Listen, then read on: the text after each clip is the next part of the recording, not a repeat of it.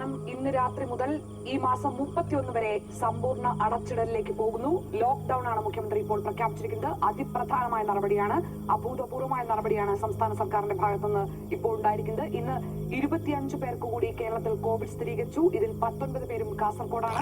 കണ്ണൂരിൽ 5ഉം എറണാകുളത്ത് 2 പേർക്ക് കോവിഡ് സ്ഥിരീകരിച്ചു.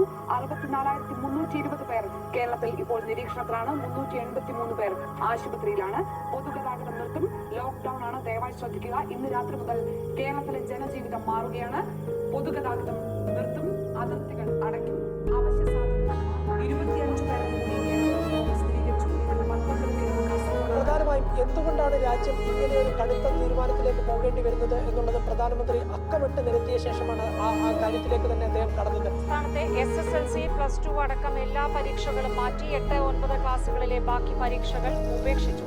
സർവകലാശാല പരീക്ഷകളും മാറ്റിവെച്ചു. കോവിഡ്-19 പുറത്തുവരുന്ന പുതിയ വിവരങ്ങളുടെ അടിസ്ഥാനത്തിലാണ് ഒരു പരീക്ഷകൾ മാറ്റിവെക്കാനുള്ള നിർണായക തീരുമാനത്തിലേക്ക് സർക്കാർ എത്തിയത്. സംസ്ഥാനത്തെ ലോക്ക്ഡൌൺ 16-ാം തീയതി വരെ നീട്ടി എന്നതാണ് പ്രധാനപ്പെട്ട വാർത്ത. 16 വരെ ലോക്ക്ഡൌൺ ഈ സ്വഭാവത്തിൽ ഈ നിയന്ത്രണങ്ങളോടെ തുടരാനുള്ള തീരുമാനമാണ് സംസ്ഥാന സർക്കാർ കൈക്കൊണ്ടിരിക്കുന്നത്. Always cover mouth with handkerchief or tissue while coughing and sneezing. Wash your hands with soap frequently. Avoid touching your eyes, nose and mouth.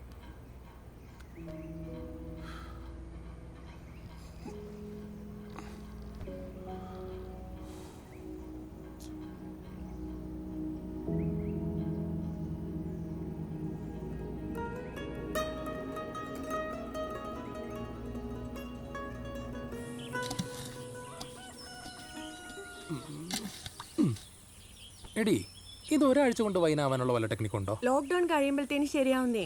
ഇതെന്നാ ചക്കക്കുരു ഷേക്കാ. തന്നെ എങ്ങനെയുണ്ട്? ചക്കക്കുരു ലേശം കൂടി പോയാ? ഇത് പിടിച്ചേ. ഹലോ ജസമാഷേ. സാർ, നമ്മുടെ ഈ 10B വിഭീഷിന്റെ വീട് എവിടെയാണെന്നറിയോ? എന്നതാ മാഷേ? അല്ല, ചെറിയൊരു അത്യാവശ്യം ഉണ്ടായിരുന്നേ. അതിനെന്നാ, നോക്കാമല്ലോ. ശരി.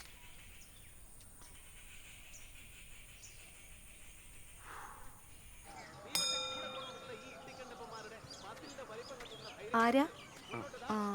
ഹെൽത്തി എന്നാണോ? അല്ലല്ല, സ്കൂളിൽ നിന്നാ. വിഭീഷിന്റെ വീടല്ലേ? വിഭീഷേ, നിന്റെ മാഷ് വന്നിരിക്കുന്നു.